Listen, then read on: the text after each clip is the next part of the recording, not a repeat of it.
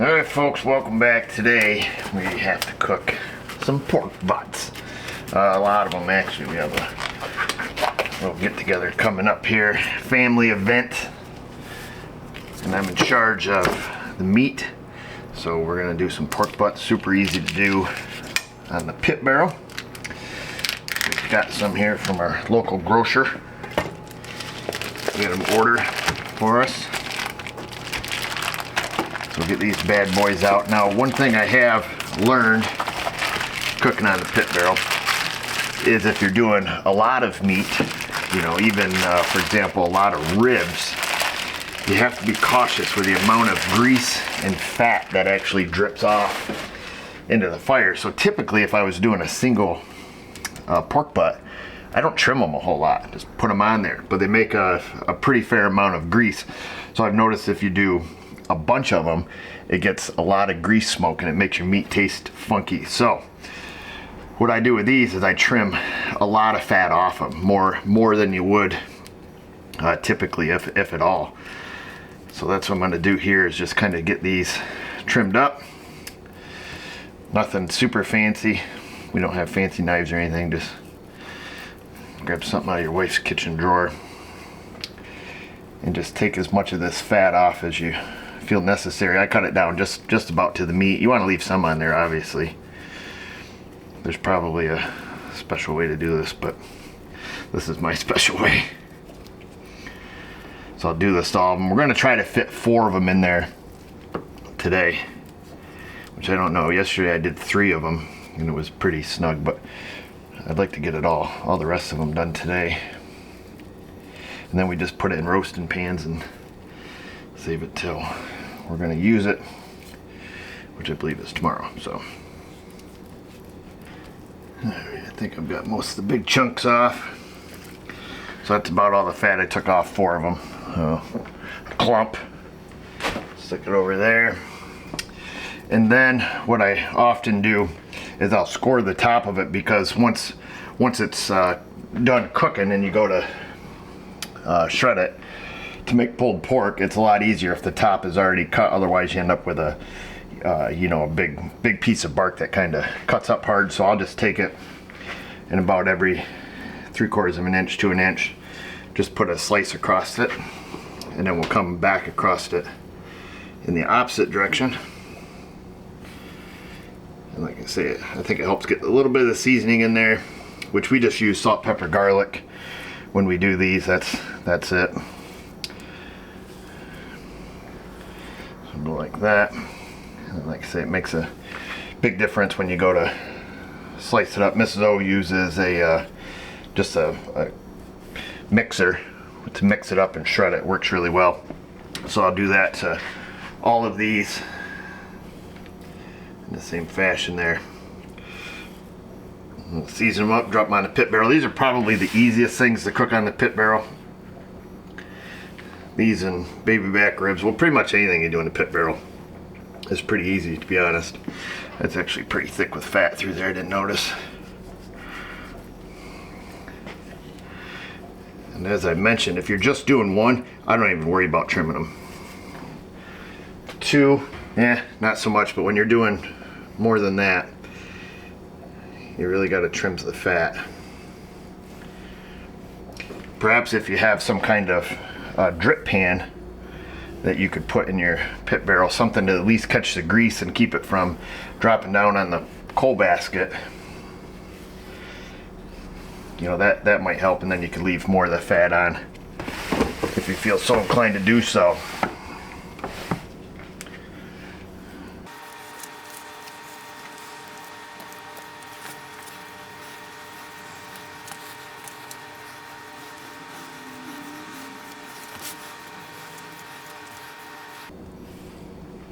Alright, that's that. I don't think we need a knife anymore.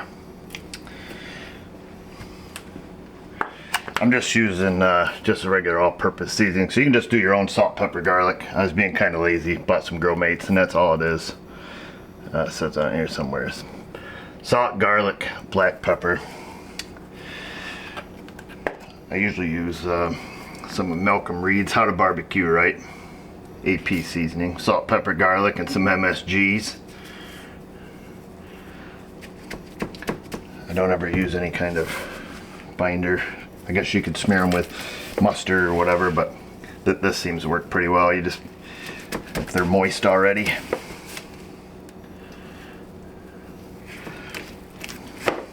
All kinds of rubs and stuff you could put on, but typically if we're having friends over or anything like that, and you don't know everybody's different tastes, I usually just salt, pepper, garlic, and then when we shred it, we'll have, you know, of course, different kinds of barbecue sauce and stuff you can put on your pulled pork sandwiches. And this way here, it kind of fits everybody's palate, so to speak. All right, there's that one. And then I'll just do the same to the rest of them here. Kind of keep them situated. Try to keep the mess to a minimum here.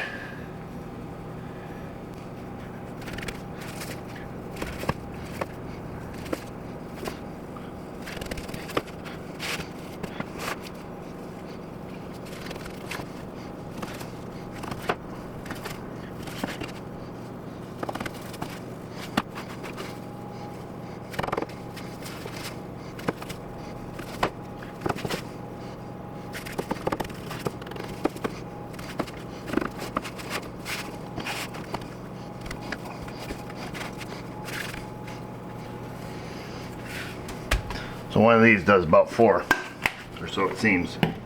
That's it. Let them sit here for a minute. We'll go check on the pit, make sure that baby is rolling, and get them on. So it should be ripping now. I started it, oh, maybe a half hour ago. I filled it, because these take about, to do one of them, it takes about 6 hours. When I do, you know, 2 or more, well, usually when you're like 3 to 4, you're looking somewhere between 7.5 to 8 hours typically.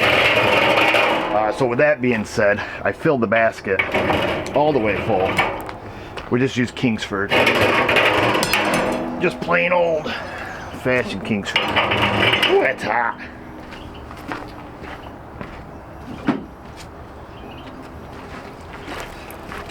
We got some hickory. Let's see, got a glove. We'll grab the glove, we'll pull the grate off, we'll throw some hickory in here.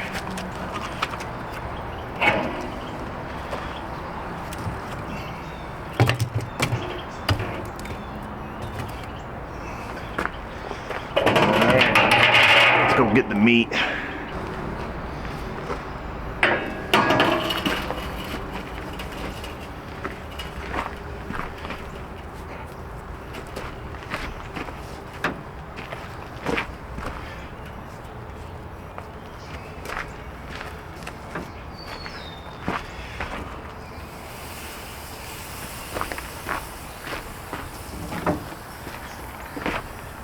So these will shrink back a little bit here.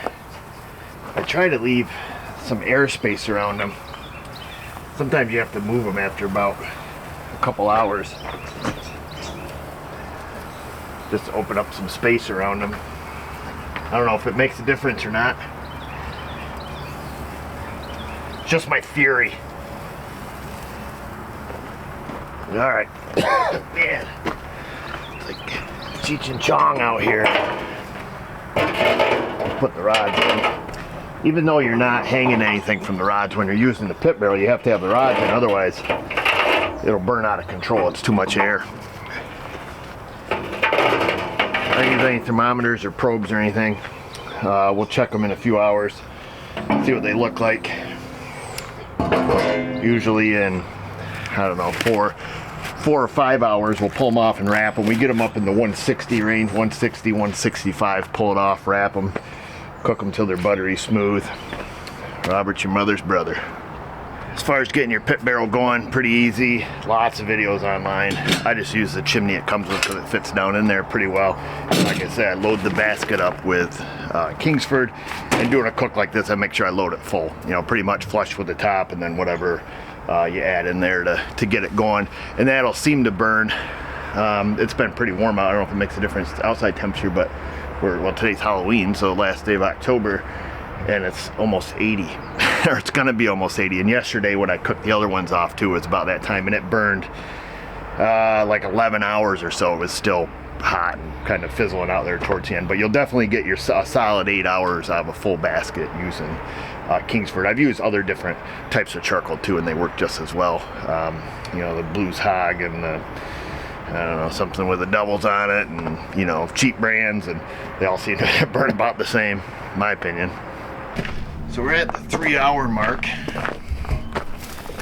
Oh, you're looking beautiful. So they're looking really nice. Definitely cooking way slower than it would if you had just one. I think they've shrunk enough we can kind of scooch them around here a little.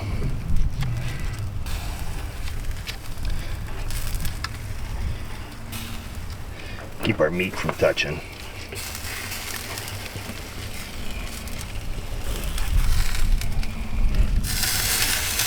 Alright, so I think they've all got a little air space around them now. Alright, let's get the lid back on this thing. 4 hour mark. Let's see where we're at with temperature. I'm guessing we're only going to be in the 140s.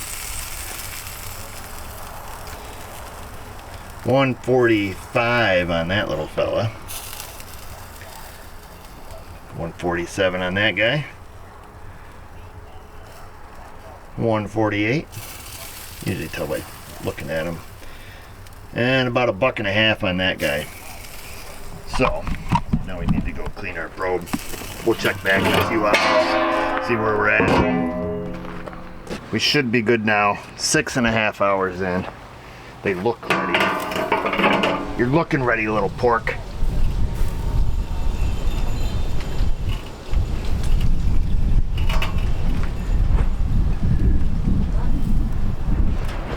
Some are more ready than others, but they're all above 160. It's crazy windy outside, so we're going to take them in the office to get them wrapped up here. I have my very lovely assistant, Mrs. O. Would you like to bring that over here? Ready? You gotta move quick. They're toasty. Oh, baby. You can set that against here. It's gonna get kind of heavy, or you're good. I don't know. Let's see. Oh, didn't mean to get your dress. Ah.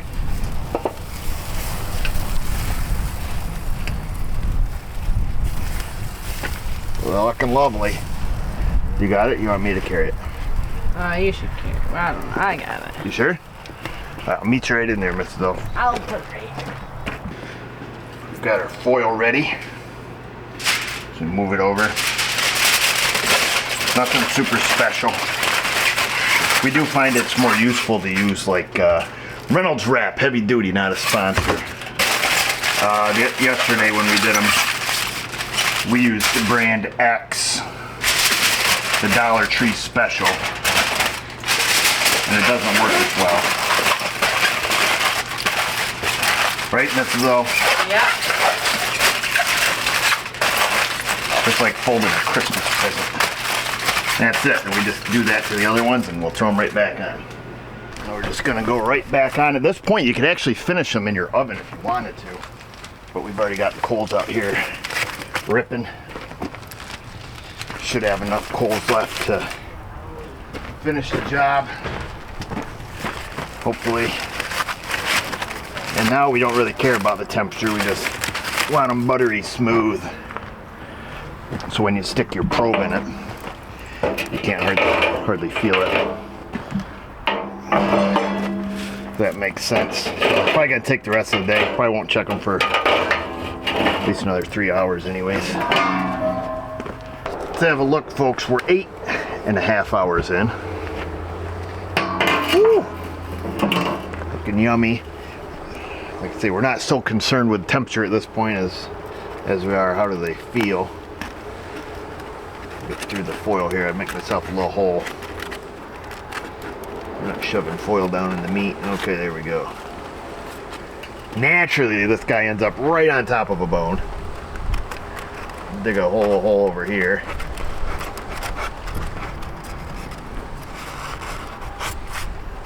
That one's still a little bit stiff, not gonna lie. I wouldn't lie to you.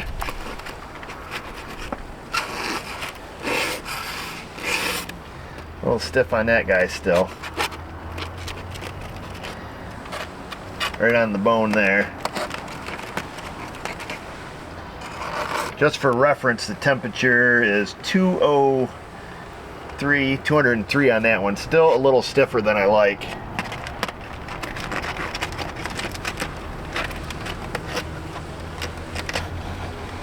Yeah, still a little stiff on that one. That one is at 205. I'm gonna say they're likely gonna need about another hour. Right on the bone there. That one's pretty buttery smooth right there. Yeah, this one's probably the closest to being done, I would say. That's pretty soft.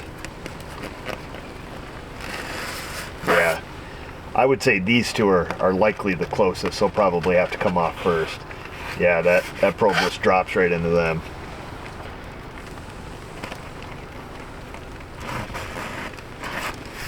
Yeah, a little stiff there.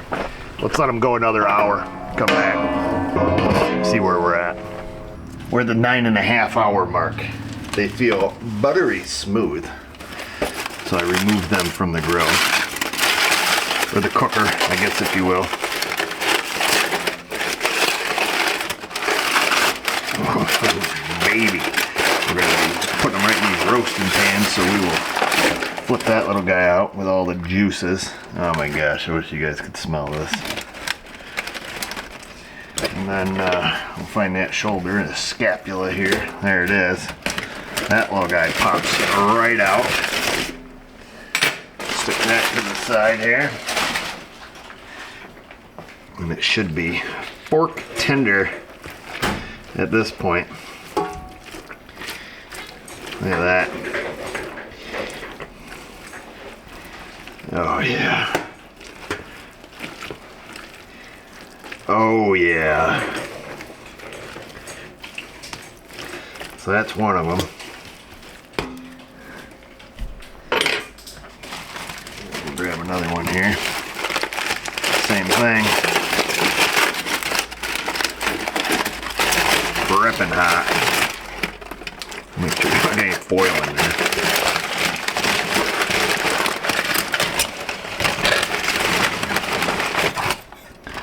Put that in there as well. Get all the juices. Grab the bone. Woo! A little hot for my little fingers.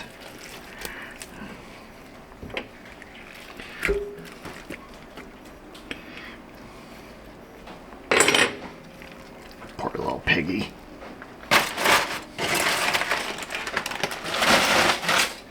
Set that over there. And they're all pretty well going to be the same. Oh man. I got that look on my face, that same one Malcolm Reed gets when he's doing this stuff. You know the look.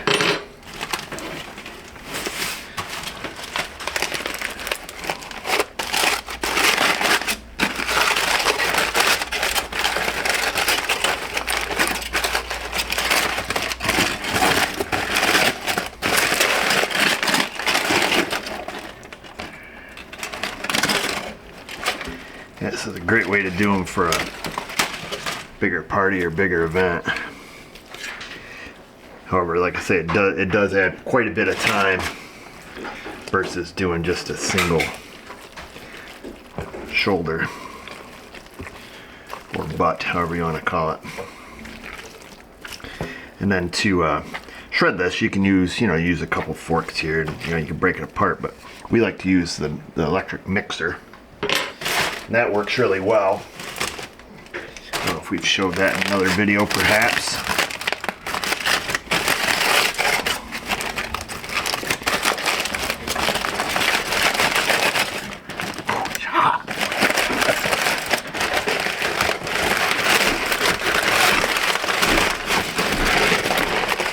Have a look at this filament though.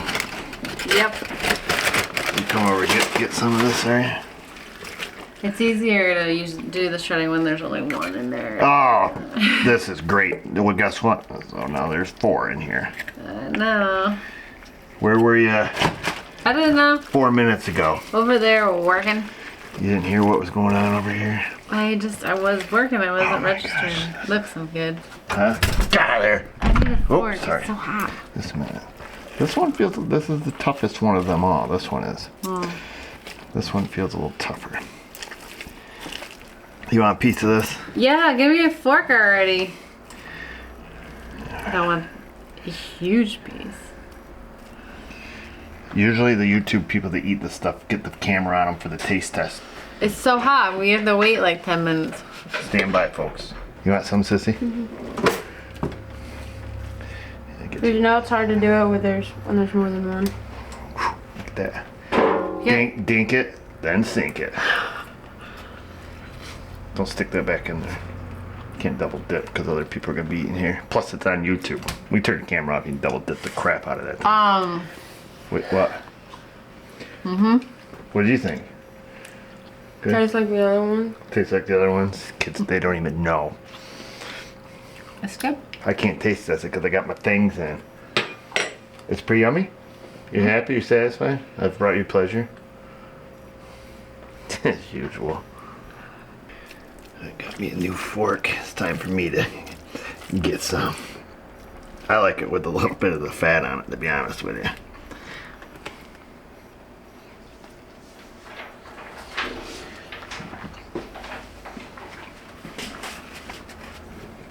Oh my gosh, that is so good. I've been smelling this stuff out there all day. And it smells and tastes absolutely wonderful. Well, we're gonna get this shredded up here.